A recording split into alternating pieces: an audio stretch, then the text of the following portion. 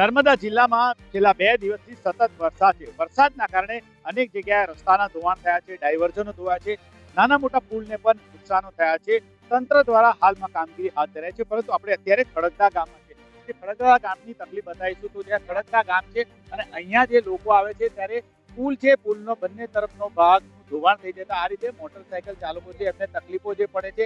તમે જોઈ શકો છો કે આ મોટરસાયકલ તમે તસવીરમાં જોઈ શકો છો કે આ મોટરસાયકલ ચલાવનાર વ્યક્તિ અહીંયાથી બાઇક પસાર કરવા હતા, પરંતુ એમની બાઇક ફસાઈ ગઈ છે. મજબૂરી એટલા માટે છે આ રસ્તાનો ઉપયોગ કરવાની કે તેમની સામે જે ડેકાઈ ગામ છે ને ત્યાંથી તે એમને અહીંયા આવવાનું હોય છે અને ત્યાંથી તેઓ અહીંયા આવતા હોય છે. અને આમ જો ફરીને જાય તો 15 થી વધારે કિલોમીટર થાય છે. એના જ કારણે તેઓ આ ટૂંકા રસ્તાનો ઉપયોગ કરે છે. અને અત્યારે તમે જોયું કે આ એક બાઇક સવાર છે તે સામે પરિવાર સાથે કશેક જતા હતા અને ત્યાં રસ્તો પાર કરીને આવ્યા છે. એમને આપણે પૂછીશું કે જે ક્યાંથી તેઓ આવ્યા છે અને ક્યાં જઈ રહ્યા છે. તમે ક્યાંથી આવ્યા છે? તમે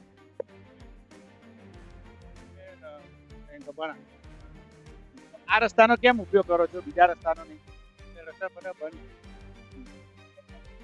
રસ્તો બંધ. કામે જાવ, દવાખાને કેટલી પડી રસ્તામાં ખાસ? તમે જોયું કે આ એક ભાઈ છે તે અહીંયાથી જઈ રહ્યા હતા અને તમે જોયું કે આ મજબૂરી એવી છે કે એક તરફ પેલી બાજુ એક જે નાડું છે એ ધોવાઈ ગયું છે ને આ તરફ જે ખડકતા અને ડેકાઈની વચ્ચે જે આવેલું જે પુલ છે એના બંને છેડા તરફ ધોવાણ થઈ ગયું છે. માટીનું પુરાણ કર્યું છે, પરંતુ વરસાદ સતત ચાલુ છે જેના કારણે લોકોને તકલીફો પડે છે. ગામ લોકો જે અહીંયા છે તેઓ પણ અહીંયા છે. આપણે જોઈ શકો છો કે આ જે ખડકદા ગામના લોકો છે અને એ લોકો પણ અહીંયા ભેગા થયા છે કે તેઓ પણ કહે છે કે વહેલી તકે આ કામ થઈ જવું જોઈએ, કારણ કે તકલીફ લોકોને પડે છે, ગ્રામજનોને અહીંયા તકલીફ પડે છે. ગામના જે આગેવાન છે એમને પૂછીશું, કેશુરભાઈને. કેશુરભાઈ, જે ખાસ કરીને વાત કરીએ તો આ પુલ કઈ જગ્યાએ ક્યારે બન્યો અને ધોવાણ થાય છે, શું તકલીફ? આ પુલ જે આપણે થામણી નદી નદીના પટમાં બની રહેલો છે. એ વર્ષો પહેલા આ નાનો બ્રિજ હતો, એનો મોટો બ્રિજ બનાવવા માટે આ જૂનો બ્રિજ તોડી નાખ્યો છે. જેથી કરી એમને બેદરકારી છે કે આ બ્રિજ બનાવતા એમણે જે ફાઉન્ડેશન ભર્યું એમાં બી ખામી છે અને જે બીજા વધારાના બાળા મૂકવાના છે એ પણ મૂક્યા નથી. કાપી નાખી અને પ્રોટેક્શન દિવાલ લઈ એમણે જે કામગીરી કરી એનાથી બેક મારીને અને આ ગામના લગભગ 10 થી 15 ઘરોને નુકસાન કરેલું છે અને 2-3 ઘર તણાઈ ગયા છે. જે રજાકભાઈ એ મેમણ છે એમનો એક મકાનનો એક ગાળો બાળપત્ર તણાઈ ગયા છે. બાલુભાઈ જોગીનો મકાન તણાઈ ગયું છે અને 7 થી 8 ઘરોના નુકસાન થયું. સામે કિનારે પ્રાઇમરી સ્કૂલ આવેલી છે, ત્યાં 200 થી 300 બાળકો અભ્યાસ કરે છે. તેમને અવર જવર કરવા માટે પણ બહુ મોટી તકલીફ પડે છે. હવે આ નાના બાળકો અવર જવર કરતા અચાનક પાણી આવી જાય છે તો આ તણાઈ જાય તો મોટું નુકસાન થાય. એ વહેલી તકે ધ્યાન રાખી અને જે તે અધિકારીઓ ધ્યાન દોરી અને આ બ્રિજનું કામ વ્યવસ્થિત બને એવી અમે અપેક્ષા રાખીએ છીએ. આજે તમે વાત કરી રહ્યા છો, કયા કયા ગામના લોકો અહીંયાથી પસાર થતા હોય છે? એક જે આ તમારું જે ગામ છે ખડકદા છે, સામે ગામ જે છે, તો કયા કયા ગામના અને કેટલા ગામના લોકો આ રસ્તા પર?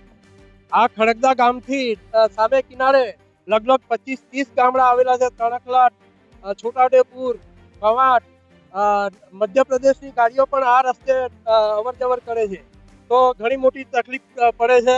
અને આ જે કેવડિયાથી તણખલા જતો રસ્તો ખેડિયા પાસે એ કલેક્ટર શ્રી સાહેબના કહેવાથી અને એમના આદેશથી બંધ કરવામાં આવેલો છે.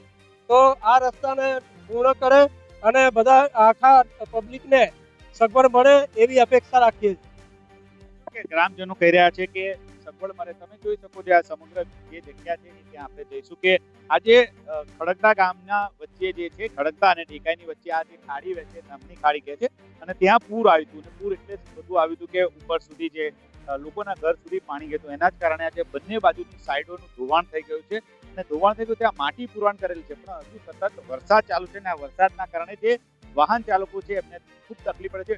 4 વ્હીલર તો જઈ શકે તેવી સ્થિતિ નથી. 2 વ્હીલર ચાલકો અહીંયાથી જાય છે, પરંતુ અહીંયા તેઓની બાઇકો ફસાઈ જાય છે, પરંતુ મજબૂરીમાં આ રસ્તાનો ઉપયોગ કરવો પડે છે. તેઓનું કહેવું છે કે વહેલી તકે આ કામગીરી રિપેર કરવામાં આવે, કારણ કે જે ઝરિયા તરફનો જે રસ્તો છે, ઝરિયા તરફના રસ્તા પર પણ જે ડાયવર્ઝન છે એનું ધોવાણ થયું હતું અને ધોવાણના કારણે એ રસ્તો બંધ કર્યો છે.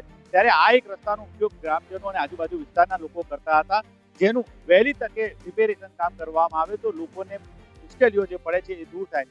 નર્મદા જિલ્લાની વાત કરીએ તો નર્મદા જિલ્લામાં છેલ્લા 2 દિવસથી ભારે વરસાદ પડી રહ્યો છે. નર્મદા જિલ્લો રેડ એલર્ટ પર હતો અને એના જ કારણે ભારે વરસાદના કારણે અનેક વિસ્તારમાં જે કહી શકાય કે જે નાના મોટા નાળાનું ધોવાણ થયું છે, ડાયવર્ઝનનું ધોવાણ થયું છે, ઊંડાણના વિસ્તાર છે ત્યાં પણ લોકોને તકલીફ પડી છે અને એ જ કારણસર 2 દિવસથી તમામ શાળા કોલેજમાં રજા આપવામાં આવી છે.